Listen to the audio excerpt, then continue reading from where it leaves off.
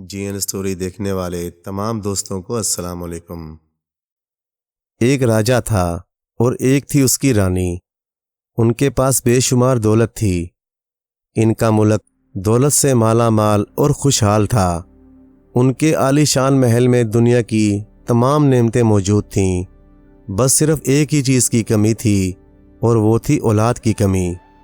लेकिन आखिरकार कुछ अरसे के बाद घर का चिराग भी पैदा हो गया और सल्तनत में खूब खुशियां मनाई गईं। शहजादे का नाम चंदर रखा गया। वो बहुत खूबसूरत भी था। रानी उसे इस कदर प्यार करती थी कि एक लम्हे के लिए भी वो उसे अपनी निगाहों से ओझल नहीं होने देती थी। और चंदर सारी रात उसकी गोद में सोया करता था। खूब चाँव चौंचलों में पलकर शहजादा 1 साल का हो गया। उसकी पहली सालगिरह के दिन खूब जश्न मनाया गया। दुनिया में ऐसा कौन बड़ा और नेक आदमी है जिसका कोई ना कोई दुश्मन ना हो। राजा की सल्तनत की सरहद पर एक निहायत घना जंगल था। एक नामी डाकू उसमें रहता था। वो राजा से सिर्फ इस वजह से नफरत करता था कि उसकी रियाया उसे दिलो जान से क्यों प्यार करती है और उसे दुनिया की हर एक नेमत क्यों हासिल है। बस उस डाकू ने यह इरादा कर लिया कि मैं इस राजा को दुनिया में सबसे ज़्यादा दुखी बना दूंगा। इस डाकू के पास दौलत तो बहुत थी, मगर इसके दिल को खुशी हासिल ना थी, क्योंकि कोई उससे मोहब्बत नहीं करता था। वो एक जादूगर था और इसने अपनी तमाम ताकत, अजमत शैतान का बंदा बनकर हासिल की थी। शहजादे की पहली सालगिरह के दिन जब सब लोग खुशियां मना रहे थे, उस वक़्त डाकू फ़कीर का भेष बदलकर महल के दरवाजे पर पहुंचा। इसके दाएं हाथ में एक मोतियों की माला थी। इसने दरबानों से कहा कि मुझे अंदर जाने की इजाज़त दो ताकि मैं ये माला राजा के बेटे की नज़र कर सकूं। चुनाचा उसको इजाज़त मिल गई। अंदर राजा तख्त पर बैठा था और सल्तनत के अमीर वज़ीर चारों तरफ से उसे घेरे खड़े थे। डाकू ने जाकर वो माला राजा के कदमों में रख दी। माला के मोती इस तरह चमक रहे थे जैसे तारे, और जो कोई इसकी तरफ देखता था उसकी आंखें चुंधिया जाती थीं।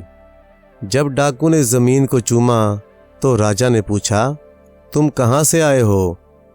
डाकू ने जवाब दिया, मैं समंदर की सल्तनत से चलकर आया हूँ और ये माला मैंने सुनहरी गार की मलका से हासिल की है।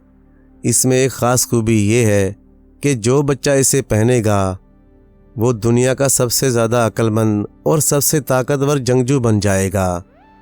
राजा ने डाकू का शुक्रिया अदा किया और अपने खिदमतगारों को हुक्म दिया कि इसे खूब अच्छे अच्छे खाने पेट भर कर खिलाओ और बहुत सी अशरफियाँ भी दो, और अगर इस आदमी की कोई और ख्वाहिश हो तो वो भी पूरी करो। डाकू ने कहा, मेरी ग़िज़ा सिर्फ दरख्तों की जड़ें और सब्ज़ बूटियाँ हैं और मैं शाही दस्तरखान पर खाना नहीं खाना चाहता, ना मुझे रुपये पैसे से प्यार है। लेकिन राजा साहब, अगर तुम मुझ पर मेहरबान हो तो मेरी एक दरख्वास्त मंजूर करो। मरने से पहले मुझे एक दफ़ा शहजादे को जी भरकर देख लेने दो। बादशाह ने डाकू की दरख्वास्त मंजूर कर ली और नौकर उसको शहजादे के कमरे में ले गया, जहां रानी अपने लाडले बेटे के साथ रहती थी। इस डाकू ने इससे पहले ऐसी खूबसूरत औरत कभी न देखी थी। इसने अपने दिल में कहा, अब मैं समझ गया कि राजा की ज़िंदगी इस तरह खुश खुश क्यों गुजरती है। अगर ये औरत मेरी बीवी हो तो मुझे भी इतनी ही खुशी हासिल हो जाएगी। उसके दिल में तो ये बात थी कि अपने मंत्र के ज़ोर से बच्चे की ज़िंदगी का ख़ात्मा कर दे ताकि वो इस माला को कभी पहन ही न सके। लेकिन इसकी तमाम तवज्जो रानी की तरफ लग गई। जिस काम के लिए ये आया था उसका इसे ख्याल ही न रहा। जब इसने बच्चे को दुआ दी और इसकी तारीफ़ की तो रानी ज़रा मुस्कुराई। ये देखकर बदमाश डाकू ने सोचा कि इसको अभी ले जाऊं तो अच्छा है। डाकू के बदन पर सिर्फ एक ही कपड़ा था। इसके नीचे से इसने जादू की छड़ी निकाली और उसे एक दफ़ा हिलाया। फौरन तमाम नौकर चाकर गहरी नींद सो गए। इसके बाद छड़ी को 2 दफा हिलाया। रानी का एक छोटा सा काला कुत्ता बन गया। फिर 3 दफा हिलाया और वो कुत्ता सो गया। इसने इस कुत्ते को अपने गोद में ले लिया और कमरे से निकलकर दरवाज़ा बंद कर दिया। महल से निकलकर फाटक के रास्ते वो शहर में जा पहुंचा। वहां से खुशी खुशी उसने जंगल की राह ली। शहर से बाहर निकलकर उसने अपनी जादू की छड़ी हिलाई और देखते ही देखते आसमान के रास्ते में अपने किले में जा पहुंचा। वहां जाकर इसने सोचा कि जब तक रानी मेरी बीवी बनना मंजूर ना करेगी, मैं इसे बुलंद बुरुज में कैद रखूंगा।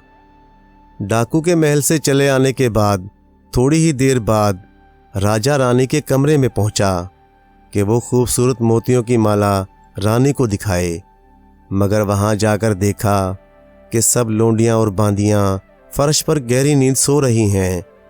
बादशाह बहुत हैरान हुआ। शहजादा भी सोया पड़ा था, मगर जिस बात से उसकी हैरानी का कोई ठिकाना ना रहा वो ये थी कि रानी उसे कहीं नजर ना आई। इसने महल का कोना कोना छान मारा, मगर सब बेफायदा। बांदियां इसी तरह पड़ी सो रही थीं और जगाए से भी नहीं जाग रही थीं। आखिरकार राजा रानी के कमरे में लौट आया। वो बच्चे पर झुका और प्यार से उसके सर पर हाथ फेरा। उस वक़्त एक मोती शहजादे के चेहरे से छू गया। वो फौरन जाग उठा और मुस्कुराने लगा। इससे राजा को मालूम हो गया कि ये जादू की माला है। उसी तरकीब से उसने तमाम बांदियों को माला छू छू कर जगा दिया। कांपते कांपते इसने उनसे दरियाफ्त किया कि रानी कहाँ चली गई, मगर वो कुछ ना बता सकीं। अलबत्ता सबसे बड़ी बांदी ने कहा, हुजूर, जब से उस फकीर ने अपनी छोटी सी काली छड़ी हवा में हिलाई, हमें मालूम ही नहीं उसके बाद क्या हुआ। हमें उसी वक़्त नींद आ गई और नींद के आते ही हम सब कुछ भूल गए। फिर राजा ने इन सिपाहियों से पूछा जो शाही महल के सदर दरवाजे पर पहरा दे रहे थे। उन्होंने जवाब दिया, हमने इस फकीर को आबदार मोतियों की माला हाथ में लिए महल में दाखिल होते देखा था। जब वो वापस गया तो उसकी गोद में एक छोटा सा काला कुत्ता था जो सो रहा था। अब राजा समझ गया कि वो फकीर के भेष में कोई जादूगर था जो इसकी प्यारी और खूबसूरत रानी को उड़ा कर ले गया। उसे बहुत गहरा सदमा पहुंचा और बादशाह चीख चीख कर रोने लगा। राजा ने रानी की तलाश में बहुत से बहादुर जंगजू चारों तरफ रवाना किए, मगर उनमें से कभी कोई वापस ना आया। राजा के 6 भाई थे। वो एक एक करके रानी को ढूंढने चले गए, लेकिन उनमें से भी कोई वापस ना आया। अब दुनिया में जिस कदर तकलीफ राजा को थी, इतनी और किसको होगी। राजा का वक़्त रोने धोने में कटता रहा।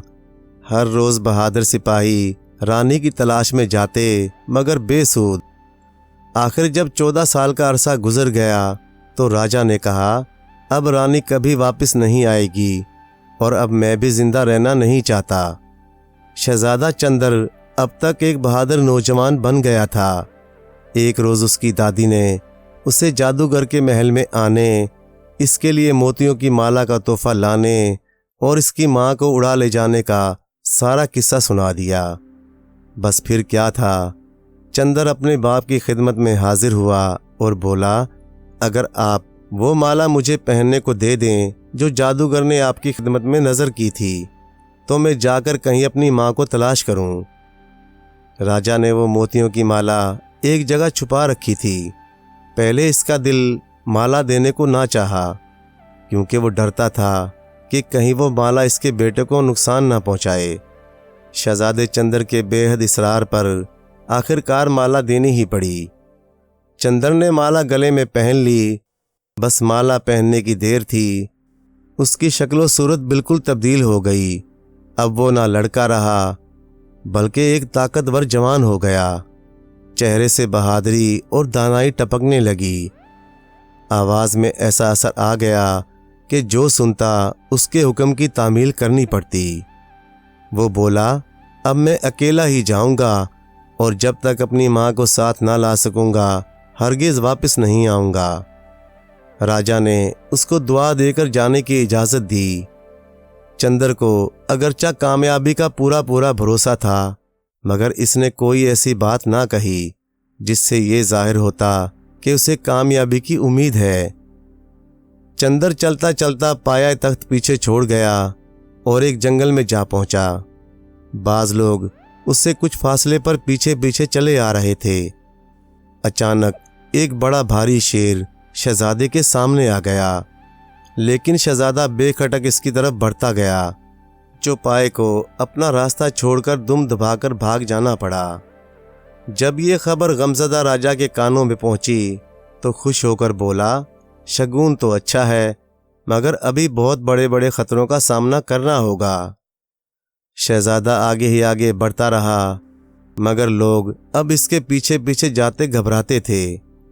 जंगल और मैदान पीछे छोड़ता हुआ शहजादा एक सरसब्ज पहाड़ पर जा पहुंचा। थकान की वजह से वो इस कदर चूर हो गया था कि पहाड़ पर लेट गया और लेटते ही उसे नींद आ गई। मालूम नहीं वो कितनी देर सोया होगा, मगर उसकी आंख सुरसुर की धीमी आवाज से खुल गई।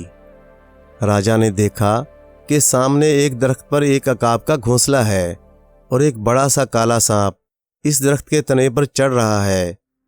अकाब के बच्चों ने सांप को अपनी तरफ आते देखा तो मारे खौफ के शोर मचाने लगे। चंदर फौरन आगे की तरफ झपटा और तलवार सोंध कर ऐसा हाथ मारा कि सांप दो टुकड़े होकर जमीन पर आ गिरा। मगर थोड़ी ही देर के बाद वो दोनों टुकड़े फिर मिल गए और सांप ने फिर दरख्त का रुख किया। चंदर बड़ा हैरान हुआ। इसने जी ना हारा, तलवार खींचकर अब के सांप के 3 टुकड़े कर दिए। मगर फिर क्या देखता है कि ये तीनों टुकड़े आपस में फिर मिल गए। शहजादे ने देखा तो इसने एक बार फिर सांप का सर काट कर एक गड्ढे में दबा दिया। अब सांप का धड़ बेजान पड़ा रहा और उसकी ज़ियाफत उड़ाने के लिए चींटियां वहां आ जमा हुईं। इतने में अकाब के बच्चों के माँ बाप भी आ गए। जब उन्होंने देखा कि चंदर ने इनके बच्चों की जान बचाई है तो वो कहने लगे, तू बड़ा बहादुर और दाना शहजादा है। ये खौफनाक काला सांप हमेशा हमारे बच्चों को मारकर खा जाया करता था, लेकिन अब हमें ये ना सताएगा। ए शहजादे, तुम्हें जिस वक़्त भी हमारी मदद की ज़रूरत हो फ़ौरन हमें बुला लेना, हम तुम्हारे हुक्म की तामील करेंगे। चंदर ने अकाबों का शुक्रिया अदा किया और आगे बढ़ गया। बहुत दूर आगे जाकर वो एक बार फिर सो गया। जब कई घंटे के बाद वो उठा तो किसी के करहाने की आवाज़ उसके कानों में पहुंची। इसने देखा कि एक जंगली हिरन के सींग एक झाड़ी में फंस गए हैं और इसकी आंखों से आंसू जारी हैं। शहजादे ने अपनी तलवार निकाली और झाड़ी को काट कर गरीब जानवर को दुख से आज़ाद करा दिया।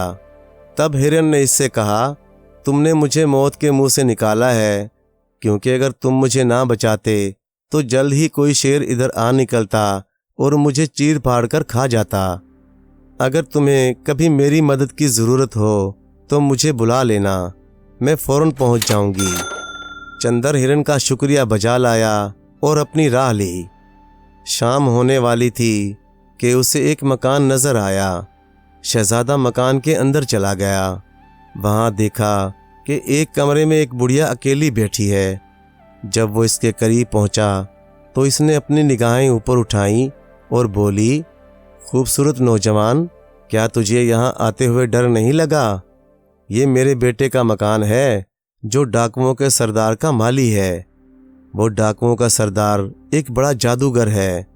अगर वो तुझे देख लेगा तो तुझे पत्थर या दरख्त बना देगा। बहुत से शरीफ आदमियों को जो इस खूबसूरत रानी की तलाश में आए थे इसने पत्थर या दरख्त बना दिया है। शहजादे ने कहा, चूंकि तेरा दिल इस कदर नरम है और तू मुझ पर मेहरबान भी है, इसलिए मुझे उम्मीद है कि तू ज़रूर मेरी हिफाजत करेगी। इस बुढ़िया ने पूछा, तू है कौन? चंदर ने जवाब दिया, मैं रानी का बेटा हूँ जिसे ये जादूगर उठा लाया है। मेरा बाप इसकी जुदाई के गम में बूढ़ा हो गया है। मेरी उम्र उस वक़्त सिर्फ 1 साल की थी। जब ये बदमाश मेरी माँ को कुत्ता बनाकर यहाँ ले आया, मगर अपनी माँ की शक्ल सूरत मैं आज तक नहीं भूला, क्योंकि हर महीने वो मुझे ख्वाब में नजर आती है, कभी मुस्कुराती हुई, कभी जोर कतार रोती हुई। बुढ़िया बोली, वो हर वक्त तुझे याद कर कर के रोती रहती है। मुझे यकीन हो गया कि तू ज़रूर उसका बेटा है, क्योंकि इसने मुझे बताया था कि वो हर महीने तुझे ख्वाब में देखती है।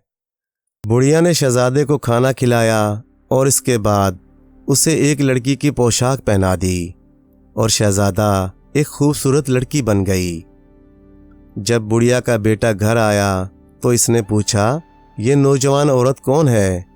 बुढ़िया ने जवाब दिया, ये मेरी बहन की लड़की है और जब तक इसकी शादी नहीं हो जाती ये हमारे साथ ही रहेगी। बेटा बोला, अगर डाकू ने इसे देख लिया तो मुमकिन है जान से ना मार डाले। बुढ़िया बोली, ये तमाम बातें तुम मुझ पर छोड़ दो, मैं इसके लिए तुम्हारे आका से खुद कह दूंगी। अगले रोज चंदर बुढ़िया के साथ बाग में चला गया। जब डाकू नजदीक आया तो बुढ़िया उससे कहने लगी, मेरी भतीजी कुछ अरसे के लिए मेरे पास आई है। इसे एक जादू का अमल याद है और एक ऐसी बूटी मालूम है कि अगर उसे कोई औरत ज़रा सा चख ले तो जिस मर्द पर सबसे पहले इसकी निगाह पड़े उसको अपनी जान से भी ज़्यादा प्यार करने लगेगी। डाकू बोला, मैंने बहुत कोशिश करके देख ली, मगर मेरा खूबसूरत कैदी मुझसे मोहब्बत नहीं करता। अपनी भतीजी से कहो कि वो मोहब्बत की बूटी तलाश करके मेरे पास ले आए। बुढ़िया ने जवाब दिया, वो बूटी तो ये लड़की रानी को अपने हाथ से खिलाएगी, इसलिए पहले उसे जाकर कैदी पर अपना एतबार जमाना होगा। डाकू ने लड़की को हर रोज बुर्ज में रानी के पास जाने की इजाज़त दे दी। अगले रोज चंदर लड़की के भेष में वहां पहुंचा। रानी ने मोहब्बत भरी निगाहों से उसकी तरफ देखा और बोली, तू मुझे बहुत प्यारी मालूम होती है, क्योंकि तेरी शक्ल सूरत मेरे बेटे से बहुत मिलती है, जिसको अक्सर मैं ख्वाब में देखा करती हूँ। इस पर चंदर ने रानी को असल हाल बता दिया। रानी ने उसे गले लगाया और खूब रोई। चंदर ने कहा, अम्मा, तुम्हें इस जादू की कैद से छुड़ाने आया हूँ। अगर तुम मेरे कहने पर चलोगी तो मैं इस बदमाश जादूगर को जल्द नीचा दिखा दूंगा। माँ बेटा हर रोज सुबह मिलते थे। एक रोज चंदर ने अपनी माँ से कहा, जब जादूगर तुमसे मिलने आए तो तुम उससे कहना कि अगर तू मुझे थोड़ी सी मोहलत दे दे तो मैं तेरे साथ शादी करने को तैयार हूँ। इससे वो तुझ पर मेहरबान हो जाएगा। इसके बाद ये मालूम करने की कोशिश करना कि इसकी ताकत का सबब क्या है और इसकी मौत किस तरह हो सकती है। रानी ने बेटे की बात मान ली। उधर चंदर ने जादूगर से कह दिया कि रानी को प्रेम की बूटी खिला दी है। ये सुनते ही वो ब्रज में जा पहुंचा। रानी ने मुस्कुरा कर कहा, अगर कुछ मोहलत मुझे दे दो तो इसके बाद मैं तुम्हारे साथ शादी कर लूँगी। ये सुनकर जादूगर की खुशी का ठिकाना ना रहा। जादूगर चाहता था कि रानी उसी वक्त शादी कर ले, मगर वो कहती थी कि ज़रा ठहरो और पहले मुझे अपनी मोहब्बत का सबूत दो। जब जादूगर ने वादा कर लिया तो रानी ने पूछा, क्या तू अमर है? क्या तुझे कोई नहीं मार सकता? क्या तू इतना बड़ा जादूगर है कि कोई तुझे नुकसान नहीं पहुंचा सकता? डाकू ने गौर से रानी को देखा और पूछा, तू मेरे भेद क्यों मालूम करना चाहती है? रानी बोली, बीवी के लिए अपने खावंद के राजों से वाकिफ होना ज़रूरी है ताकि वक़्त पर उसकी हिफाजत की जा सके। जादूगर रानी के चकमे में आ गया। इसने बता दिया कि मेरी जान एक सब्ज रंग के तोते में है, जिसकी हिफाजत बहुत से राक्षस करते हैं। वो तोता दरख्तों के एक झुंड में रहता है, जिसके चारों तरफ आग का दरिया बहता है। अगर कोई शख्स राक्षसों के हाथ से बच निकले तो आग उसको जलाकर खाक कर देगी। तोते के पास ही पानी के भरे हुए 7 मटके रखे हैं। जब तक वो मटके भरे हुए हैं, किसी की मजाल नहीं कि वो तोते को उठा सके। रानी ने मुस्कुरा कर कहा, तोते तक पहुंचना और तेरी जान लेना इंसान के बस की तो बात नहीं। जब चंदर अगली मर्तबा अपनी माँ से मिलने गया तो इसने सारा हाल चंदर को सुना दिया। चंदर ने अपनी माँ से कहा, मैं इसी वक्त उस तोते को लेने के लिए रवाना होता हूँ। माँ ने उसको बहुत मना किया, मगर चंदर बोला, मोतियों की माला की मदद से मैं ज़रूर कामयाब हो जाऊँगा। अगर मैं नहीं जाऊँगा ना तो तुम इसकी कैद से छुटकारा पाओगी और ना मेरा बाप तुम्हें कभी देख सकेगा। उस वक़्त तक वो बहादुर भी अपनी असली शक्ल सूरत में ना आ सकेंगे जो तुम्हारी तलाश में यहाँ पहुँचे थे और अब ईंट पत्थर और दरख्त बने पड़े हैं। अपनी माँ से बातें करने के बाद वो उसी रोज़ शाम के वक़्त रवाना हो गया और सारी रात चलता रहा। जब सुबह हुई तो उसे उस हिरन का ख्याल आया जिसे उसने झाड़ी में से निकाला था। इसने बुलंद आवाज़ से कहा, काश के वो तेज़ रफ्तार हिरन मेरी मदद के लिए आ जाता। शहजादे की ज़बान से ये अल्फाज निकलने की देर थी कि वो हिरन आ पहुंचा और बोला, हुक्म कीजिए शहजादे। चंदर ने कहा, मुझे इस जंगल में ले चल जहां आग का दरिया बहता है और राक्षस एक सब्ज तोते की हिफाजत करते हैं। हिरन ने कहा, शहजादे मेरी पीठ पर सवार हो जाओ, मैं आपको इस जंगल के सिरे पर ले जाकर छोड़ दूंगी। शहजादा चंदर इसकी पीठ पर सवार हो गया। वो तेज रफ्तार हिरन 3 दिन 3 रातें लगातार चलता रहा। वो एक पल के लिए भी नहीं रुका। आखिर बहुत से जंगल, मैदानों, झीलों और दरियाओं से गुजरकर चौथे दिन सुबह ही सुबह एक बड़े जंगल के सिरे पर जा पहुंचा और बोला, मैं इससे आगे नहीं जा सकता, लेकिन आपके वापस आने तक मैं यहाँ इंतज़ार करूँगा। शहजादा बोला, काश कि अब वो अकाब यहाँ मौजूद होता, क्योंकि इस वक्त मुझे उसकी ज़रूरत है। शहजादे के कहने की देर थी। दोनों परिंदे एक चट्टान पर आकर बैठ गए और चंदर से बोले, शहजादे साहिब, आपने काले सांप को मारा था, फरमाइए हम आपकी क्या खिदमत कर सकते हैं। चंदर ने कहा, मुझे दरख्तों के इस झुंड में ले चलो जिसके गिर्द आग का एक दरिया बहता है और जिसमें वो सब्ज रंग का तोता रहता है।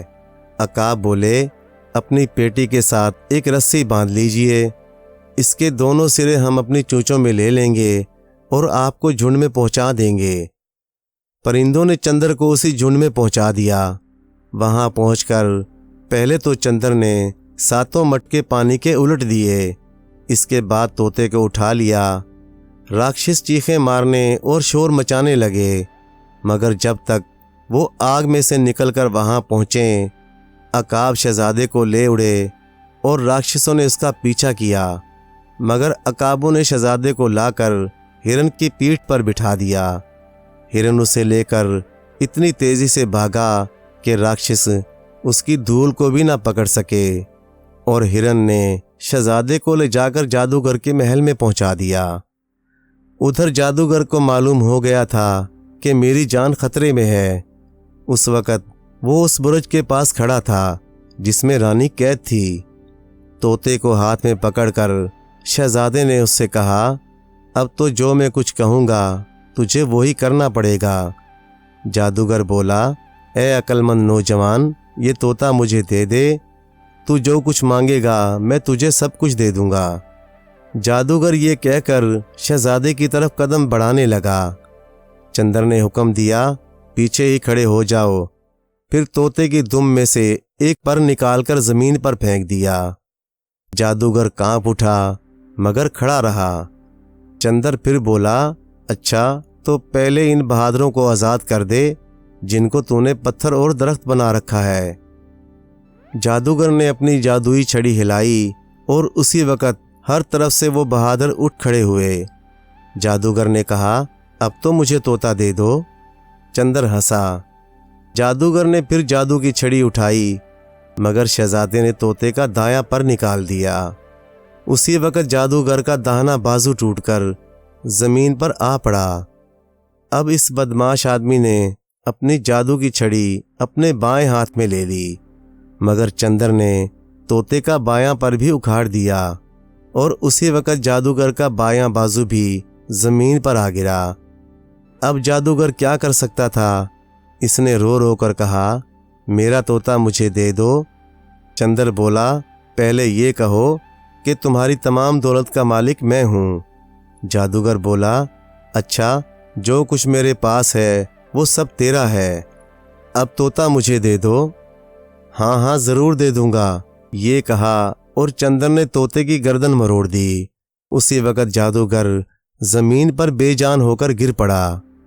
तब शहज़ादा बुर्ज में आया और रानी को निकाल लिया। फिर इसने अपने मुल्क के तमाम बहादुरों को इकट्ठा किया, जिन्हें इस बदमाश जादूगर ने दरख्त और पत्थर बना डाला था। इसके बाद जादूगर का खजाना लेकर सब के सब चंदर के बाप के पास जा पहुँचे। राजा और रियाया दोनों की खुशी का कोई ठिकाना ना रहा। राजा फिर जवान हो गया, मगर इसने अपना तख्त व ताज अपने बेटे को सौंप दिया और चंदर खुशी खुशी बाप की जगह हुकूमत करने लगा। प्यारे दोस्तों, कहानी अच्छी लगे तो लाइक करें, चैनल को सब्सक्राइब कर दें और मज़ीद इसी तरह की किस्से कहानियाँ देखने के लिए देखते रहें GN स्टोरी TV। शुक्रिया।